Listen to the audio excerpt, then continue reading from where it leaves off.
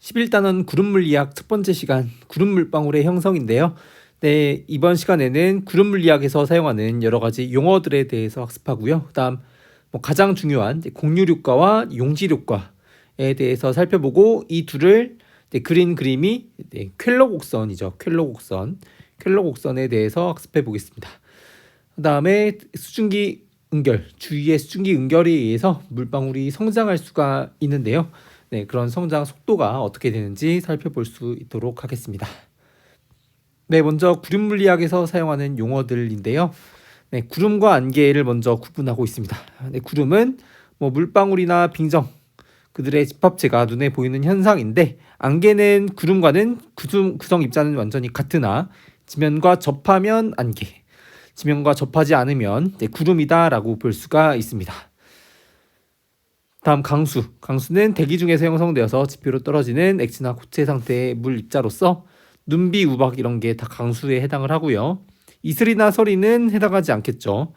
이들은 어떤 물체에 붙어가지고 이슬은 물이고 서리는 얼음이죠. 네, 그렇게 발생하는 것이라서 강수가 되지는 않아요. 다음 온난운과 한랭운, 이것도 좀 쉬운 내용이죠. 중학교 때부터 했던 온난운이란 0도씨 고도가 있다면 구름의 전체가 0도씨 아래에 있는 구름이 온난운이 되겠고요. 그러면 다 구름의 온도가 다 0도씨 이상이겠죠. 한랭운은 구름 전체가 0도씨 이하, 전부 다 0도씨보다 온도가 낮게 되고 그러면 그것을 한랭운이다 라고 부릅니다. 혼합운은 구름의 0도씨 이상과 이하인 곳이 모두 존재하는 이러한 구름을 혼합운이다 라고 합니다. 다음 상변화와 결합. 구름 물에 대해서는 조금 상변화에 대한 특별한 용어를 사용합니다. 보통 빙정에서 수증기가 되는 것을 여기서도 똑같이 승화라고 하고요. 승화, 빙정에서 수증기 또는 고체에서 기체로 바뀌는 현상이죠. 서블리메이션. 그 다음에 수증기에서 빙정으로 변하는 현상을 조금 특별하게 침적이다라고 부릅니다. 침적 좀 중요해요. 데포지션 중요한 용어고요. 다음 물방울에서 수증기로 바뀌는 것을 기화라고 하지 않고 증발이라고 합니다. 증발, 이베포레이션. 다음 수증기에서 물방울로 바뀌는 것을 액화라고 하지 않고 응결이라고 합니다. 응결, 컨덴세이션. 많이 보셨죠? 다음 비슷하게 빙정에서 물방울, 고체에서 액체로 바뀌는 것을 융해, 다음 액체에서 고체로 바뀌는 것을 빙결이라고 합니다. 다음 두 강수 입자의 부딪힘을 충돌, 컬리전이라고 하고요. 물방울과 물방울의 만나서 결합하는 현상을 병합이라고 합니다. 콜라센스. 그리고 이 둘을 합해서 충돌과 병합이라는 것을 합해서 포착이란 말을 쓰기도 합니다. 포착이란 말이 잘 쓰면 나오진 않는 것 같습니다. 아직까지. 충돌 병합이라는 용어가 많이 나오고요. 다음 빙정과 물방울, 서로 다른 상의 강수 입자가 합해져서 더 커지는 그런 현상을 결착 또는 상고대화라고 합니다. 어크리션 또는 라이밍. 네, 그리고 빙정과 빙정이 합쳐져서 더 큰 빙정이 되는 과정을 부착이라고 합니다. 부착. 영어로는 어그리게이션. 네, 이런 영어 용어까지 같이 알아두셨으면 좋겠고요. 그리고 결착이랑 부착이라는 용어를 구분하는 게 이제 반드시 필요하겠죠. 결착이랑 부착을 구분하자. 그리고 충돌과 병합도 구분이 필요하고요. 다음 수증기에서 빙정으로 변하는 현상을 침적이라고 한다. 침적. 다음 증발과 응결은 많이 보셨을 테니까 꼭 강조하진 않겠지만 당연히 알아야 되겠죠. 다음 핵생성. 핵생성이 구름 물리학에서 배우는 첫 번째 중요한 개념인데요. 대기 중에 수증기 또는 관행각 물방울이 상변화에 의해서 물방울 또는 빙정을 형성하는 과정을 핵생성이라고 합니다. 그러니까 조그만한 물방울 또는 조그만한 빙정이 만들어지는 과정을 핵생성이라고 한다. 그런데 그 중에서 균질 핵생성은 응결핵이 없이 일어나는 핵생성을 균질 핵생성이라고 하고요. 응결핵이란 게 필요한 응결핵이 이씨에 발생한 핵생성을 비균질 핵생성이라고 합니다. 그러니까 균질 핵생성은 온난운, 물방울만 있는 온난운에 대해서는 여러 개의 수증기가 모여서 하나의 물방울이 되는 과정을 균질 핵생성이다라고 하는데요. 자연 상태에서는 온난운에서의 균질 핵생성이 불가능합니다.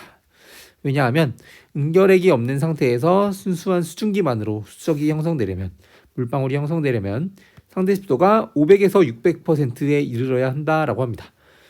이거는 뒤에서 배우겠지만 공률 효과 때문에 그래요.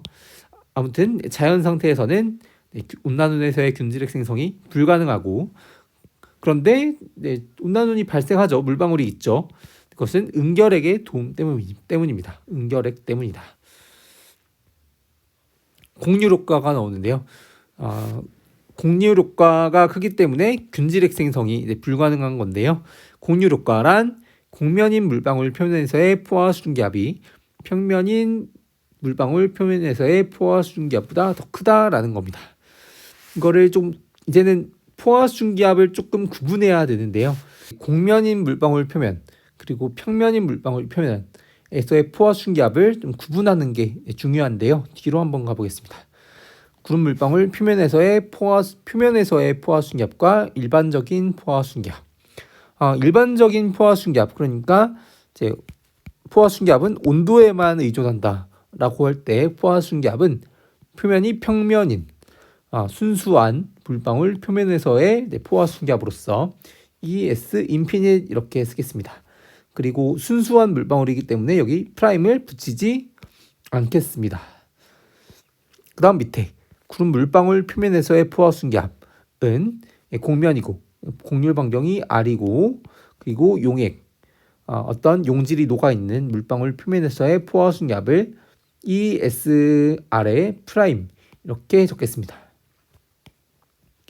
그래서 이 둘을 그러니까 이제 물방울의 곡률 반경이 물방울 표면에서의 포화 수증기압을 결정한다라는 거고요.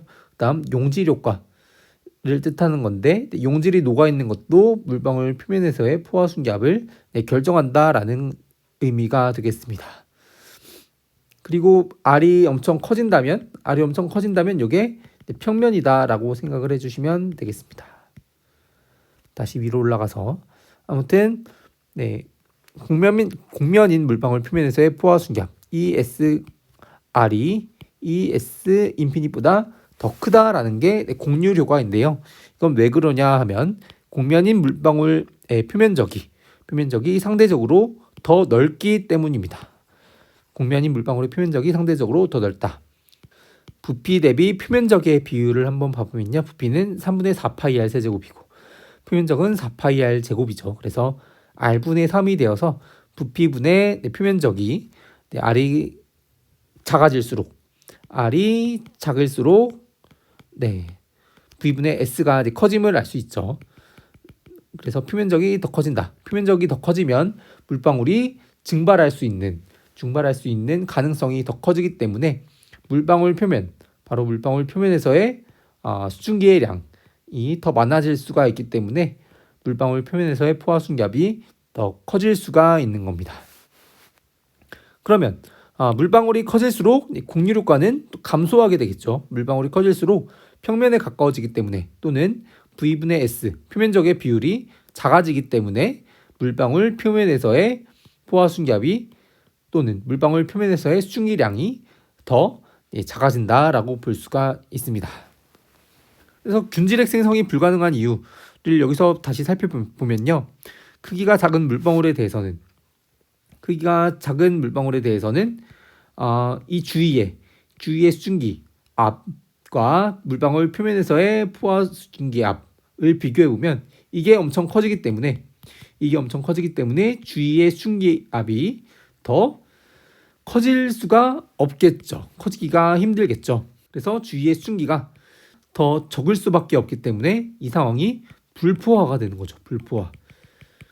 불포화가 되기 때문에 물방울 표면에서의 수증기가 물방울 표면에서 물방울이 수증기로 증발을 계속하려고 합니다. 그렇기 때문에 물방울이 다시 계속 더 작아지려고 하겠죠. 작아지려고 하기 때문에 물방울이 형성될 수가 없다. 형성되기가 힘들다라고 볼 수가 있습니다. 그래서 이러한 이유로 균질핵 생성이 불가능하다라는 건데요. 구름 응결핵이라는 것의 도움 덕분에 핵생성이 가능해지게 됩니다. 정의, 자연 상태에서는 균질핵 생성이 불가능하지만 구름 응결핵이 있다면 물방울이 만들어질 수가 있습니다. 핵생성이 가능해진다라는 거죠. 구름 응결핵이라 함은 핵생성이 되는데 도움을 주는 에어로졸이다라고 할 수가 있습니다. 에어로졸은 13단원에서 배우겠지만 대기 중에 떠다니는 고체 액체 상태의 어떤 조그만한 물질이다라고 봐주시면 되겠습니다. 구름 응결핵으로 잘 작용할 수 있는 조건 3가지가 있는데요. 이것도 좀 꼭 기억해 주시기 바랍니다. 수증기를 흡수할 수 있는 흡습성의 에어로졸. 그렇죠? 이러면 좀 더 물을 많이 모으기 때문에 구름 물방울이 만들어지기가 쉬울 수가 있습니다. 그 다음에 용질 효과를 잘 일으킬 수 있도록 물에 잘 녹는 에어로졸이면 좋습니다.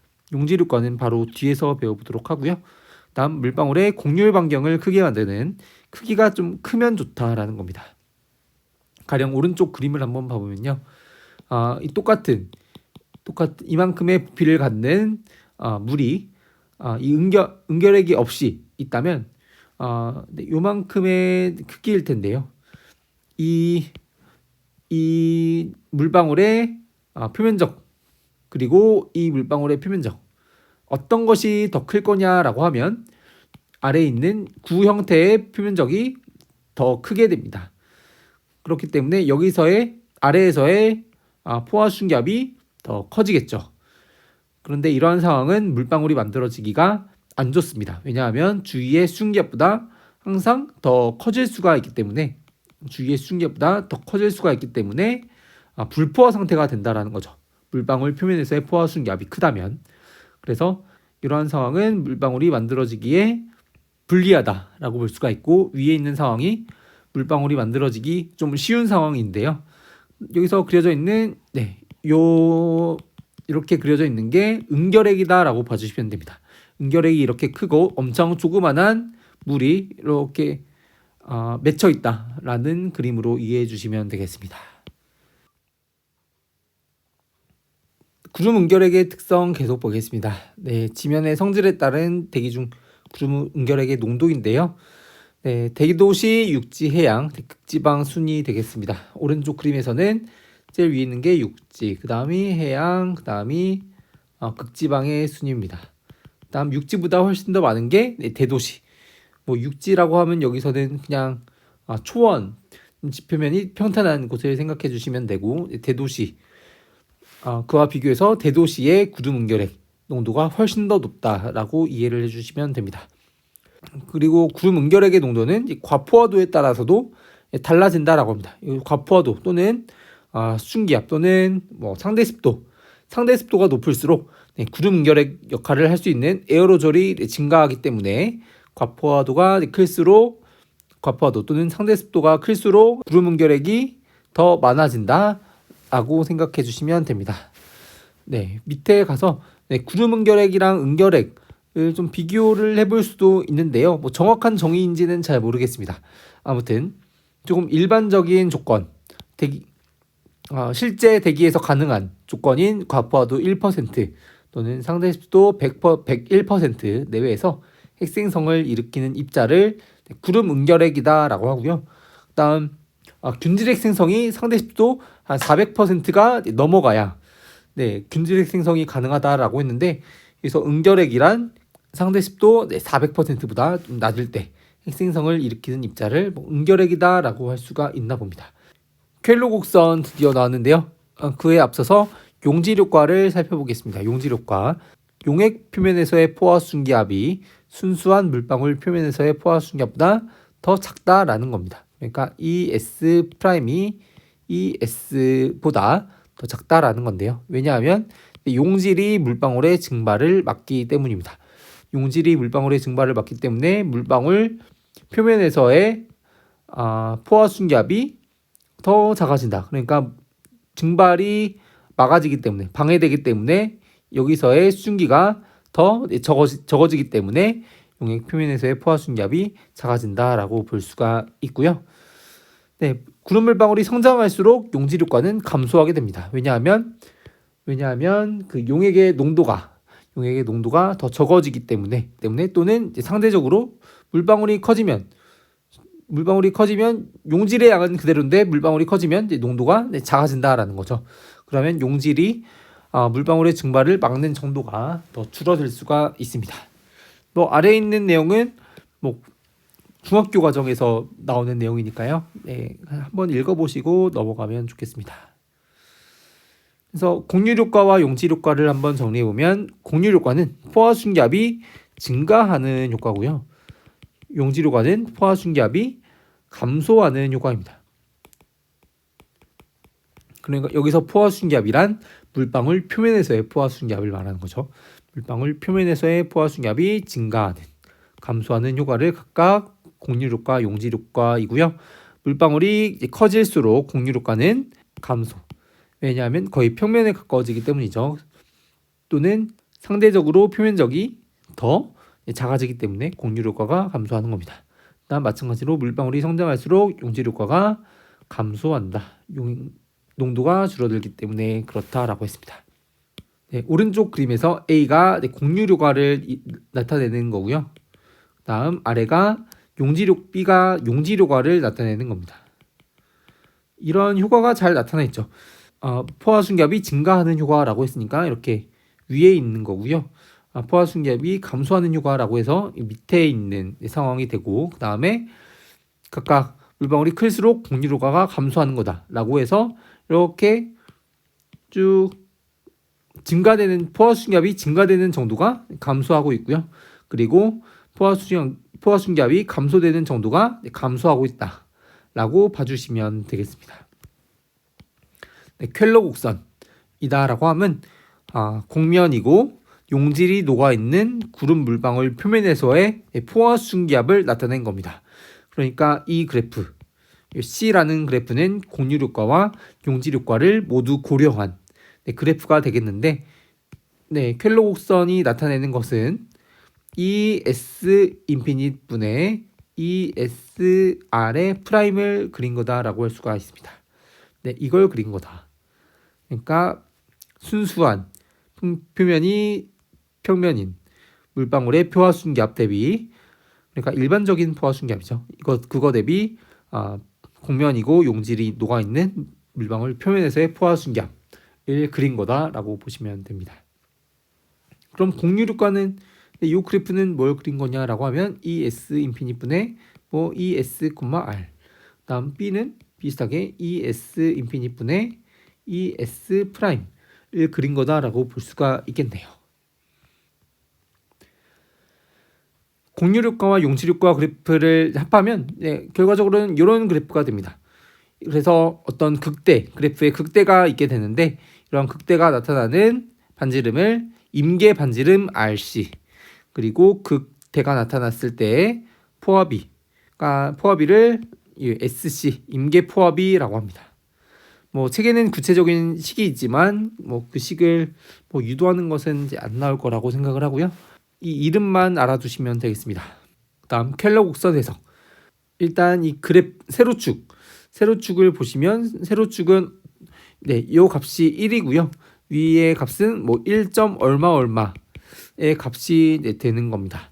그 다음에 다시 말씀드리면 이 그래프는 ES 인피니트 분의 ES, R 프라임을 나타낸 거다라고 할 수가 있고요. 어떠한 주위의 포화비 또는 주위의 순기압을 E라고 하면 어떠한 포화 이렇게 선을 그어볼 수가 있겠는데요. 그러면 이 그래프는 ES 인피니트 분의 E가 되겠죠. 이것을 포화비라고 합니다. 주위의 포화비란 포화 순기압 분의 거기서의 수증기압이 되는 거죠. 수증기량 또는 수증기 압과 대응되는 거다라고 볼 수가 있습니다. 아무튼 주위의 포화비를 S2라고 가정을 해보고요. 그리고 뭐 R이 RC보다 임계 반지름보다 작은 경우를 한번 생각해 보겠습니다. 그럼 여기 있던 구름 물방울 크기가 R2인 구름 물방울이 살짝 커져가지고 R3가 됐다라고 해봅시다. 그러면 구름 물방울의 표면에서의 포화 순기압이 조금 커진다라는 건데요. 그러면 S3에서는 여기 3번에서는 E가 ESR 이것보다 더 이런 식이 된다라는 거죠. 주위의 수증기압이 더 작아지게 되는 상황이다. 그렇기 때문에 이런 상황은 불포화죠. 불포화. 주위의 수증기압이 더 작기 때문에 불포화다. 그래서 표면에서 물방울이 수증기로 증발을 하려고 합니다. 증발을 하려고 하면 물방울의 크기가 더 작아지겠죠. 그래서 물방울이 다시 R2로 돌아오게 됩니다. 그 다음 R2의 물방울이 살짝 작아져서 R1이 됐다라고 해보면 여기서는 이제 E가 ES,R'보다 더 커지게 되죠. 그러면 이러한 상황은 과포화가 되는 겁니다. 과포화가 되기 때문에 주위의 수증기가 물방울에 들러붙는다. 물방울에 응결해 가지고 물방울의 크기가 더 커져서 다시 R2의 크기가 됩니다. 그래서 물방울이 R2에 수렴하는 결과가 생기게 되는데요. 그래서 물방울이 더 커질 수가 없는 상황이 되고 물방울의 크기가 작은 상태로 유지되고 그럼 이러한 물방울을 방무입자라고 부르기도 한다라고 합니다. 방무입자. R이 RC보다 더 커진 경우를 생각해 봅시다. R4의 경우를 한번 생각해 보면요. 여기보다 살짝 더 물방울이 커져서 R5가 됐다라고 해봅시다. 그러면 여기서는 다시 E가 ES,R'보다 더 커지기 때문에 과포화죠. 과포화. 그렇기 때문에 주위의 수증기가 물방울에 응결해 가지고 물방울이 더 커지게 됩니다. 그래서 물방울이 계속적으로 성장할 수가 있는 거죠. 그래서 주위의 수증기가 이 정도 E일 때 여기 임계 반지름보다 물방울이 더 커지고 그리고 주위의 포화비와 켈러 곡선의 교점을 넘어가는 반지름의 크기가 된다라고 하면 여기보다 살짝 더 넘어가면 물방울이 계속적으로 성장할 수가 있는 상황이 됩니다. 디귿번도 한번 봐보면요. 주위의 포화비가 임계 포화비보다 클 때라고 되어 있는데 이런 상황을 다 제외해보고 주위의 포화비가 막 이렇다라고 해보면 모든 상황에서 이게 이 노란색이 E와 대응이 되는 거고 켈러 곡선이 ES, Prime 에 대응이 되는 것이기 때문에 수증기압이 항상 더 커지죠. 그렇기 때문에 항상 과포화 상태가 되기 때문에 이러한 상황은 물방울이 언제든 형성이 될 수가 있고 물방울이 언제든 커지고 물방울이 핵생성이 될 수 있는 상황이 되는 겁니다.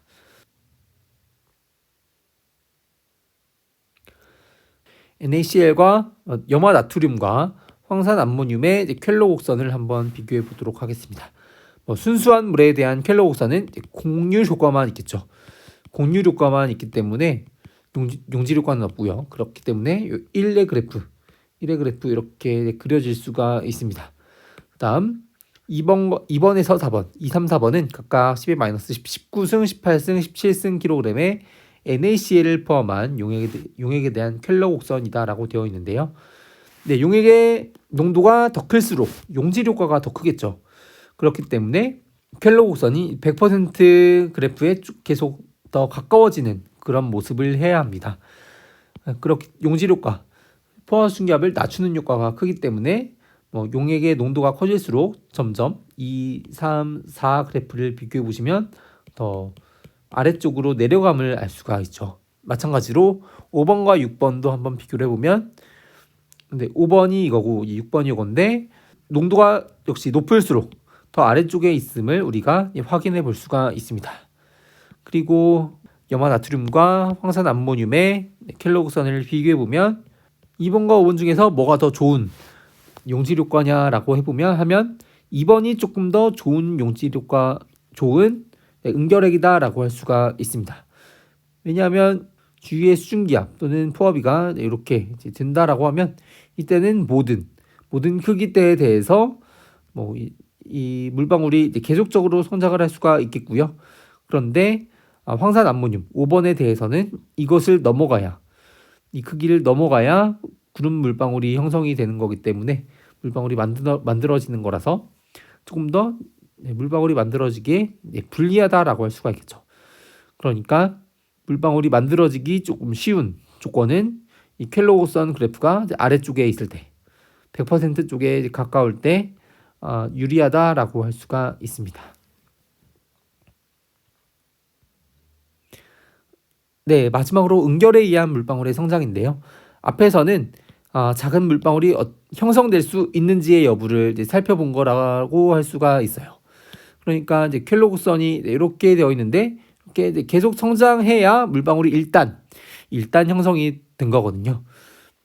그리고 그런데 여기서는 주위 수증기가 물방울에 응결함으로써 물방울이 커지는 속도 그러니까 여기서 좀 계속적으로 물방울이 성장을 하게 되는데 물방울의 성장에 미치는 요소가 뭔지 한번 살펴볼 수 있도록 하겠습니다. 네, 물방울이 성장할수록 성장 속도가 감소하는 게 특징이에요. 네, 오른쪽 그래프는 시간 반지름의 그래프인데 A번이 응결에 의한 물방울의 성장을 나타내는 겁니다. 그러니까 주위의 수증기가 물방울에 응결해서 물방울이 커지는 속도를 나타내는 건데요. 시간이 클수록 이렇게 성장 속도가 둔화됨을 알 수가 있습니다.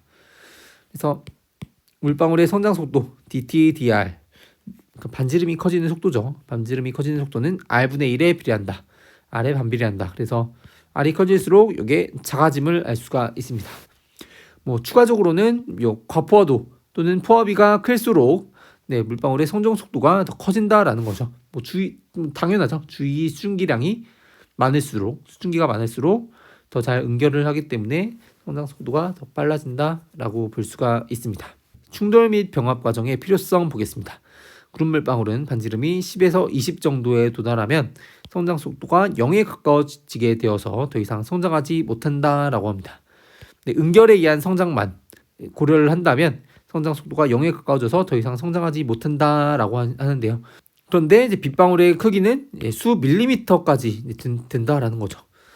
여기서 성장 속도가 0이 된다면 어떻게 수 밀리미터에 달하는 빗방울이 형성될 수 있을까라는 건데요. 빗방울을 수 밀리미터까지 성장시키는 것은 주위의 수증기가 응결해서가 아니라 충돌 및 병합, 그러니까 주위 물방울과 충돌 그리고 합해져서 더 커지는 그런 물리 과정 때문에 물방울이 수 밀리미터까지 성장할 수가 있는 겁니다. 이러한 충돌 및 병합에 의한 성장은 다음 시간에 살펴볼 수 있도록 하겠습니다. 구름 물방울의 분포인데요. 조금 쉬운 주제로 왔어요. 구름 응결의 개수는 육지와 바다에서의 여러 가지를 비교해 볼 텐데요. 구름 응결의 개수 앞에서 육지가 지표면 특성 때문에 더 많다라고 했습니다. 그다음 구름 물방울의 수도 마찬가지로 응결액이 많으니까 구름 물방울의 수도 육지에서 더 많아지게 됩니다. 그런데 구름 물방울의 평균 크기, 육지 위에서의 대기 그리고 바다 위에서의 대기의 액체물의 양이 이제 같다라고 가정을 해보면 물방울의 수가 육지에 더 많으니까 바다에서 평균 크기는 바다에서 더 크다라고 볼 수가 있습니다. 가령 10ml의 물방울이 있는데 육지에서는 10개가 있다라고 하면 개당 1ml의 부피를 갖게 되는 거고요. 바다에서는 2개가 있다라고 하면 개당 5ml의 부피를 갖는다라는 거죠. 그러니까 평균 크기가 바다에서 더 크다라는 것으로 이해해 주시면 되겠습니다. 구름 물방울 크기 스펙트럼인데요. 크기 스펙트럼은 바다에서 더 넓다라고 볼 수가 있습니다. 최소 크기는 육지와 바다에서 비슷하다라고 해요. BD를 보시면 물방울의 최소 크기는 비슷한데 최대 크기는 바다에서 더 크기 때문에 크기 스펙트럼은 바다에서 더 넓다라고 볼 수가 있고요. 강수 구름 형성 가능성도 바다에서 더 크다. 왜냐하면 물방울의 크기가 다양할수록 충돌 및 병합에 의한 성장이 더 활발하게 일어날 수가 있기 때문에 바다에서 강수구름이 형성될 가능성이 더 커지게 됩니다. 네, 오른쪽 그림에서 다시 AC 그래프를 보시면 가로축이 수농도인데요. 수농도가 대륙에서 더 큼을 알 수가 있죠. 대륙에서 더 큼을 알 수가 있고, 오른쪽 그래프를 보셔도 세로축을 보시면 스케일이 좀 달라요. 수농도, 그러니까 물방울의 수농도가 대륙에서 더 큼을 알 수가 있다. 네, 오늘까지 했던 내용들 한번 정리해보면 이제 구름, 안개, 강수, 핵생성, 그리고 상변화와 결합에 대한 용어들을 알아봤습니다. 다음 균질 핵생성, 공유력과 엄청 중요하죠. 공유를 이루는 물방울 표면에서의 포화 순기압이 평면의 표면에서의 포화 순기압보다 더 크다라는 거였고요. 이게 균질 핵생성이 불가능한 이유였습니다. 크기가 작은 물방울에 대해서는 공유력과가 커서 이게 항상 주위의 순기압보다 더 커져서 이게 불포화 상태라고 했습니다. 불포화니까 물방울로부터 계속 증발이 되기 때문에 다시 물방울의 크기가 작아진다 라고 보시면 됩니다. 그래서 균질핵 생성이 안 되기 때문에 구름 응결핵이라는 게 필요했는데요. 구름 응결핵이 구름 물방울을 만드는 핵생성이 되는데 도움을 주는 어떤 에어로졸이었고요.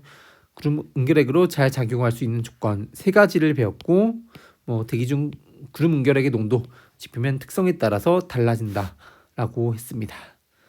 다음 켈러 곡선에 대해서 배웠는데요. 용지력과 용액 표면에서의 포화 순기압이 순수한 물방울 표면에서의 포화 순기압보다 더 작다라는 거였고요. 다음 켈러 곡선이라 함은 용지력과와 공유력과를 모두 고려했을 때 표면이 공면이고 용질이 녹아있는 구름 물방울 표면에서의 포화 순기압을 나타낸 그래프였습니다. 그러니까 여기서의 그래프는 이것을 나타내는 그래프다라고 했습니다. 켈러 곡선 해석도 배워봤습니다. 주위의 포화비를 S2라고 했을 때 R4를 넘어가는 경우 구름 물방울이 성장할 수 있다. 다음 응결에 의한 물방울의 성장. 엄청 중요한 겁니다. 물방울이 클수록 주위 수증기 응결에 의한 물방울의 성장 속도는 감소한다. 그래서 응결만에 의해서 수 밀리미터에 달하는 빗방울의 형성을 설명할 수가 없고요. 그래서 다른 물리 과정이 도입이 돼야 되는데 그것이 바로 충돌 및 병합에 의한 성장이었습니다. 다음 구름 물방울의 분포까지 마지막으로 배워봤습니다.